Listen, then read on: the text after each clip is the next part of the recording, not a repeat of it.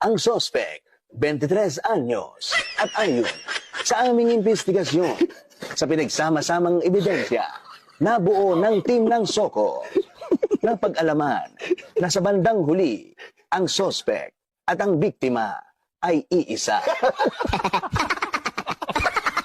Hoy babae, pag-aralan nyo kung paano tumanggap ng pagkakamali na hindi porke kayo yung babae, kayo na palagi yung tama. Puta-puro lang naman kayo tamang hinala. Tapos wala namang tumatama sa inyong mga hinala. Kaya pumapasok sa isip namin ang salitang pagsasawa.